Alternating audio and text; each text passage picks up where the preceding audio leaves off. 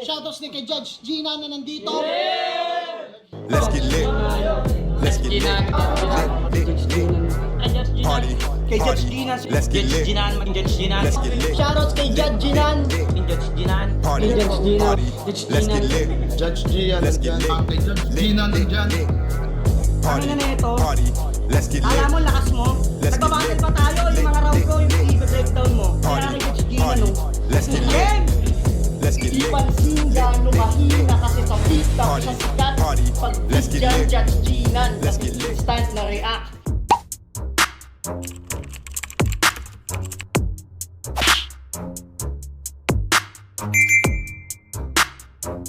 In the yeah, put 'em in the yeah, yeah, yeah.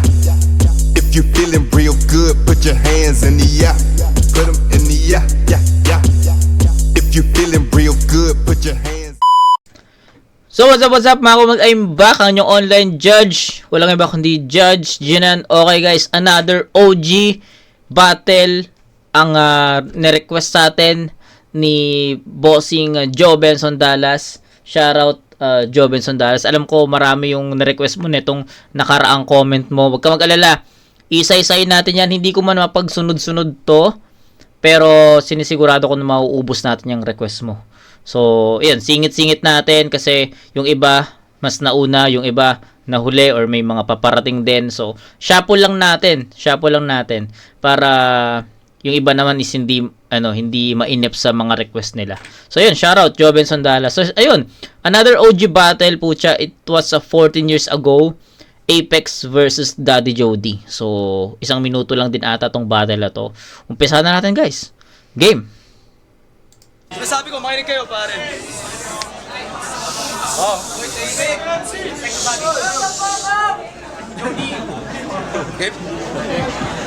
Putang ina mo, ang tagal mong dumating. Siguro, nagpatsupa ka na naman sa mga badeng. Kung saan ka sumusulpot para kakabuti. Napansin ko yung kariton mo sa labas, saka palang magbubuti. Naliligaw ka ata, hindi ito payatas. Teka. Kariton, saka palang mambubuti. Parang recently lang may narinig akong ganong battle I mean, may ganong recently lang na battle na na-review ko May ganong linya hindi ko lang maalala kung kanino. Basta recently lang, ngayong 20 lang. Basta na-review ko yun May ganong linya. So sa mga nakakaalala, or baka nakalimutan nyo rin kasi parang matagal na rin. Basta may ganong linya rin na kariton sa labas, mambubote. Di ko lang maalala kung kanino talaga, pero parang narinig ko na yun. So dito pala siya galing. Yung linya na yun, dito siya galing. Kung saan ka sumusulpot para kakabuti. Napansin ko yung kariton mo sa labas, saka palang magbubuti. Naliligaw ka ata, hindi ito payatas. Nagpawis na naman yung bata, kaya amoy payatas. Tingnan mo naman itsura mo, isa kang kalbo. Isa kang manghuhula, mawawala ka parang bula. Yo, siguro mukha kang gutom, kaya ka na naman naglalaway. Gagon to, pati lugaw, kinakamay. Ba't hindi ka nalang gumawa ng kanta? Nanginaya ka sa papel? Kinalaban mo ako para kang bumato ng itlog sa papel. Sa pader. Yo, hindi to si Flavio, malamang si Lizardo to. Sa madali salita, panakot sa daga yung litrato mo. Pero sabihin natin ako'y demonyo. Ikaw ay isang anghel. Mas mainit pa rin ako sa'yo dahil narating ko na anghel. Ikaw, isa kang hulog na langit. Anghel. Nalaglag ka mula sa heaven, una mo ka, kaya ubod ng pangit. Time! Sa minuto. Parang mas malakas pa si Apex nung laban niya kay Snatch. Hindi ko lang maalala kung ano yung nauna. Debut battle niya ba yung kay Snatch? Feeling ko no? Pero ayun, parang mas malakas pa si Apex doon. Pero hindi ko naman sinasabi na mahina tong performance niya dito. Hindi lang ganun ka effective, no? Yung boom sa crowd, 'di ba? Yung mga ganun, yung mapapawaw ka sa mga linya na yon. Unlike yung battle niya kay Snatch, 'di ba? Napanood natin yun, review natin yun. Grabe yung mga linya ni Apex doon. Lap tripan talaga. So ngayon dito, medyo kulang si Apex dito sa sa mga effective na linya. Pero hindi naman na mahina yun. Kung ikukumpara natin yung Apex versus Snatch tsaka dito, feeling ko mas okay yung performance ni Apex. Pero round 1 pa lang naman, may rounds to entry pa sa Apex. Pero yan, pakinggan natin Daddy Jody. Oy, sa likod. Tayo na kayo. Isang minuto, game.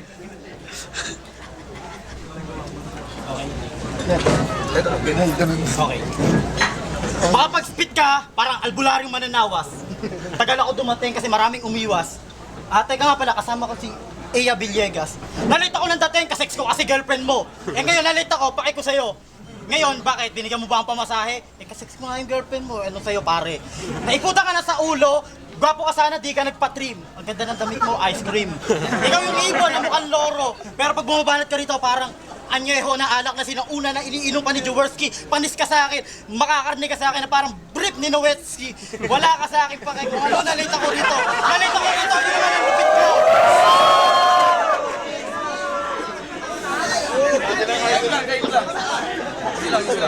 Okay lang. Kung ako galing Payatas, ikaw Smoky Mountain. Sabay tayo ng alakal, nagpakilo tayo sa junk shop doon. Di ba nakita mo, mas mura yung kinilo mo kasi walang laman ang utak mo. Sa akin matimbang kahit hindi mo lagi sa timbangan. Para tong hindi panorama pero pwede ka pandura lang sa drama. Hindi ka pwede dito sa laban na to kasi ako yung kinalaban mo. Pare, kiss mo muna yung t-shirt mo. Time. Isang round. Walang ano no? Parang parang kung ano na lang maisip ni Daddy Jody, yun na lang yung ira-rhyme niya diba? So walang ayoko kasi sabihin to dito pero hindi ganun ka sabihin ko ba? Sige, sabihin ko na. Walang laman yung yung sinasabi ni Daddy Jody dito. So walang impact. So halata mo na freestyle yung dala niya dito. Tapos basta rhyme na lang siya. So yung mga sinasabi nila na basta rhyme 'di ba? So yun kumbaga kung ano yung maisip ni Daddy Jody na rhyme sa ganito, isipan na lang niya. Basta mag-rhyme na lang, parang ganoon. Wala na siyang ganoon wala siyang walang impact, walang lam yung sinasabi niya. So medyo yun yung nakita ko dito. So sayang. Tapos pa ulit-ulit siya dun sa bakit na late o section girlfriend, which is hindi nagiging ganun ka-effective sa part na yon, no? So hindi niya na-deliver sa atin ng convincing yung battle na yun, ay yung linya na yun. So ayun, malinaw, Apex yon. Bigyan natin ng hindi ko pa kayang bigyan ng mataas na score si Apex dito. So bigyan natin ng 8-6 to in favor of Apex. So ayun, kay Daddy Jody naman, hindi ko kayang bigyan ng 7 si Daddy Jody dito kasi yun nga, kinakapahan niya tapos hindi ganun ka wowing yung mga lines niya dito and kulang din sa puwersa, sa suntok. Yun. Round 2. Minuto, game. Tapos ka na, simula pa lang hanggang pandulo. Nag-break na kami ng girlfriend ko kasi meron siyang tulo. Gagi, narebat pa rin. Bukod sa mata mo, wala ka na may pagmamalaki. Tingnan nyo kasi parang hindi natulog kagabi. Mas pangit ka pa kay Regine sa palabas na diba? Diba ikaw yung bugaw ng mga iha sa iskinita ng abinida? Isa kang bading na tagahanga. Bawal dito magpahada kasi may lumot yung bunganga. Yo, tingnan mo yung itsura mo. Ang laki ng yung ilong. Pustahan, kasya dyan ng 10 talong.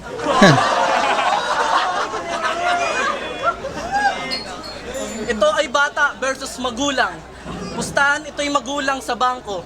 Tingnan mo naman, ang laki talaga ng mata mo, parang kwago. Kumbaga, tetext lang kita parang Jejemon. Pustahan, ito ay Jejemon. Kasi,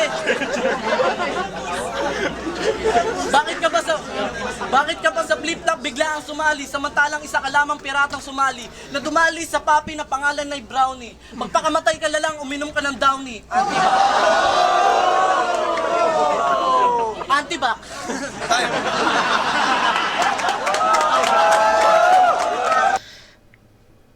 Kung titignan mo yung structure ng sulat ni Apex, masasabi mo talaga na na pinagandaan niya kahit papaano pinagandaan niya si Daddy Jody. Pero feeling ko meron ding ibang may mga freestyle din si Apex eh. Kasi minsan makikita mo sa body language niya na nag-iisip siya ng linya para maibato niya para kay Daddy Jody. Tapos yung iba naman, masabi ko naman na written. So halo may pagkahalo din. Pero still, malinis pa rin na perform na Apex yung mga ganong klaseng mga setup, mga lines para kay Daddy Jody. So, malinis pa rin. Even para sa akin, may halo na freestyle sa bandang dulo. May sulat, may writtens na para kay Daddy Jody. May jokes, especially the jokes. Sobrang effective, di ba? Yun lang talaga yung mapapansin mo dito. Hindi mo kailangang i-breakdown ng masyadong mahaba yung battle. 1 minute lang per 1 minute lang per battle. So wala, mabilis ang absorb na lang talaga yon. Then kung ano yung reaction mo doon, kung ano yung naging initial thoughts mo doon, yun na lang talaga eh. So yun, Daddy Jody naman, balik.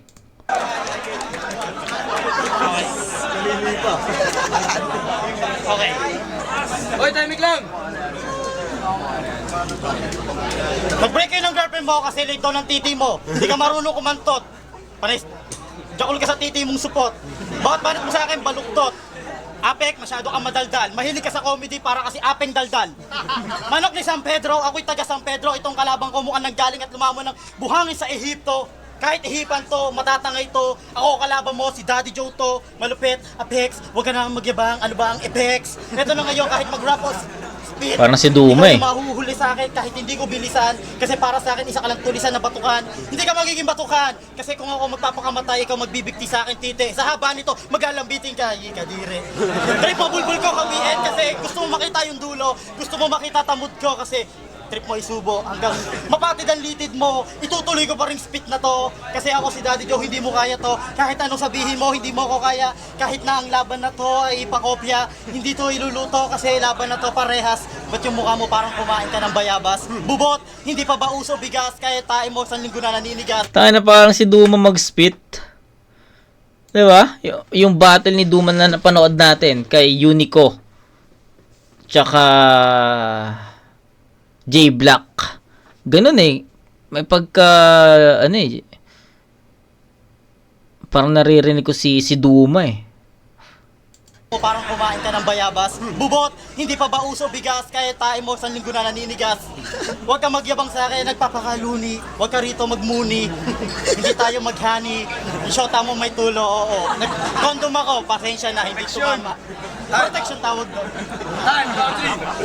Wala, hindi talaga maano. Pero, mas okay to Mas, diamak na mas okay na round 2 tong diamak na mas okay tong round na to kaysa dun sa round 1 niya. Kasi sa round 1 niya, 'di ba, sabi ko nga, basta rhyme na lang si Daddy Jody, kumbaga, kung ano yung naisip niya, linya, word, isipan na lang niya ng karime, hindi na masyadong, hindi ganun ka-powerful, walang kwento. 'Di ba? Basta mag-rhyme na lang siya, parang okay na to, basta mag-rhyme. Parang ganun eh. Pero pagdating sa round 2, masasabi ko na mas lumiwanag yung construction and although para sa akin may freestyle pa rin. Hindi ko alam kung freestyle battle ba to or writtens eh. Pero parehas silang merong hinuhugot na freestyle eh. Sa tingin ko lang. So, mas okay yung round 2 ni Daddy Joe. Then kay Apex naman, parehas eh. Yung 1 and 2 niya, halos the same. So, para sa akin, dikit to. Mas dumikit. Kasi yung round 1 natin, 8-6, di ba? Malayo yung agwat nun. Pero pagdating sa round 2, na-maintain ni Apex yung performance niya from round 1. Then, kay Daddy Joe naman, umangat siya ng konti. Kasi masabi ko nga, mas dumiin, mas malinis, mas may kwento na yung mga pinupunto niya dito. Although, kulang pa rin sa puwersa, pero compare to his round 1, mas okay to. Mas colorful tong round 2.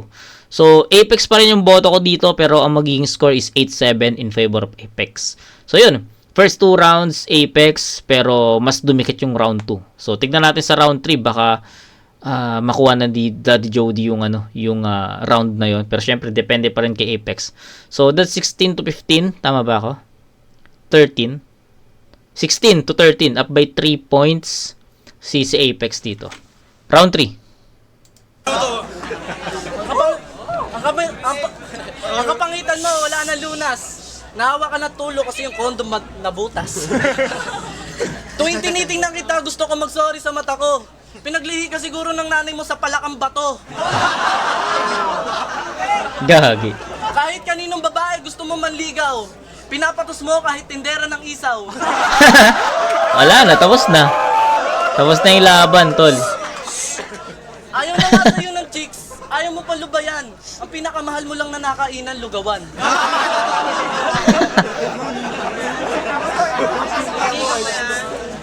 Di ako yun. Yo, siguro may lahi kang Aprikano, ba't ganyan ka makatingin? Aminin mo, Adikano.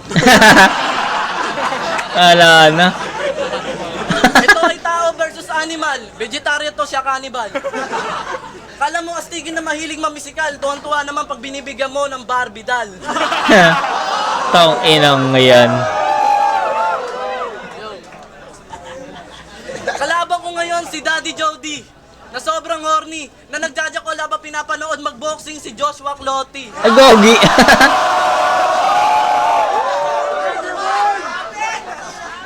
Nakatakas ka sa Muntinlupa kasi sinota mo yung warden. Kaso nga lang bobo ka, hindi ka makaalis sa kindergarten. Tang ina, wala. Tinapos ni Apex dito sa round 3. Wala na, no question about this round. Pinakamalakas.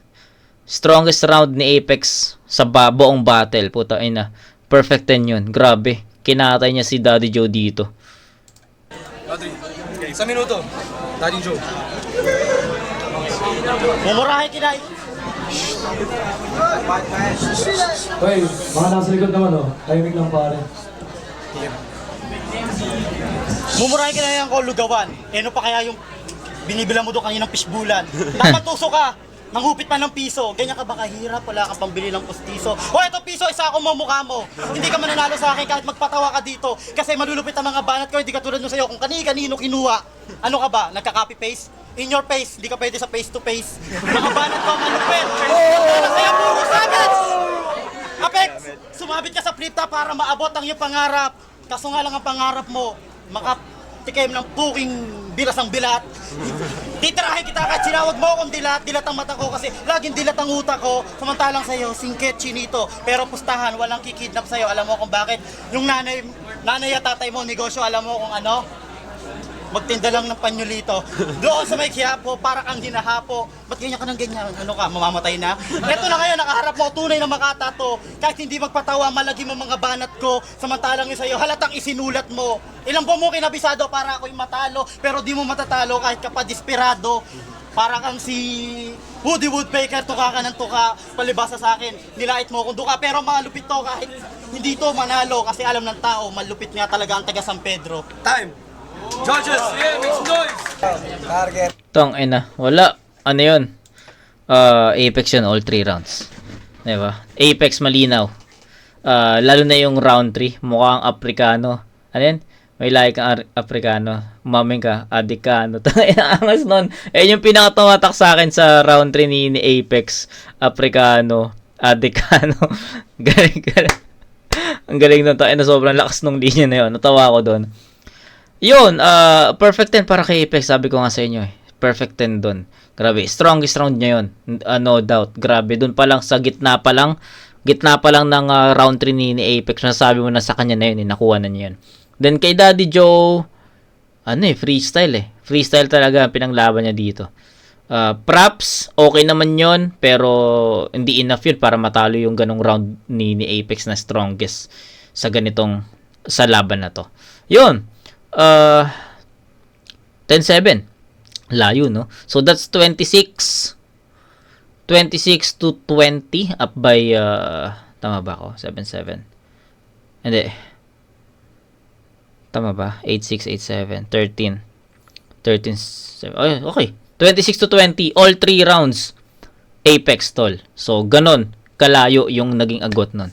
So, shoutout sa both MCs, pero all 3 rounds, Apex yun. Daddy ang Itcha Apex, hirap mag-decide eh. Pares magaling eh. Freestyle. Freestyle nga. Pretense. Kirahan talaga sila, maayos na maayos yung labanan. Pero para sa akin, OT ako. Hala, OT. Spade, si Daddy Joe D, magaling siya sa freestyle talaga. Talagang halatang-halatadong impromptu. Si Apex talagang pinagandaan niya. Oo nga, pinagandaan niya. Mas malupit talaga, mas malupit ako. Mas malupit yung bana talaga ni Apex. Apex. Haluluwa pa. Nakakaiyak. Sa usok, hindi kasi magaling si pareho, si Daddy Joe D. Freestyle. Kaya lang, alam mo naman ako, may ligaw sa rebattles. Kaya nakakita ko ng mga maiinam na balik ni Apex. Kaya Apex ko. Alam ako, Epic. ang pinaka madaming hate na nakuha maliban sa akin. Ito yun. Pakita din sa camera. Yan! Sino tingin mo dapat manalo? Go with Apex. Seriously. Siya talaga. Sa kanya. Apex. Nothing else upon the Caps. Yung sa akin, round 1, Daddy Joe. Round 2, tabla sila. Round 3 kay Apex yun. So sa akin, OT. Nye, OT pa rin. Narinig niyo yung boto, mga judges. Tatlong boto. Dalawa para sa OT, tatlo, panalo, si Apex. Apex. Tangina may OT pa dun eh, no? Pero para sa akin, tangina klaro eh. Klaro naman na Apex yun. Pero yun, ang tagal na itong battle na to. Tangina para sa atin, ano na to eh. Kumbaga sa fans, parang ano na to, parang ano ba? Ano bang tamang term? Wag na nga natin pag-usapan, pero shoutout Joe Benson Dallas. Puta, mga ano tong mga inaano mo? Mga tawag dito. Mga OG battles naman to. Pero props kasi napapanood ko yung mga tulad ni Apex, napapanood ko siya way back na hindi pa siya ganun ka. Kailan ko lang naman naging idolo sa Apex simula nung naging fan ako ng battle rap, 'di ba? Yun lang. Pero yung debut battle niya, yung mga ganitong klaseng battle, yung mga unang-unang battle niya, hindi ko pa napapanood to. Kaya shoutout Joe Benson Dallas, binigyan mo ako ng chance na mapanood tong battle na to. So yun lang. Thank you and kita-kits tayo sa next na review, mga kumag. Peace out.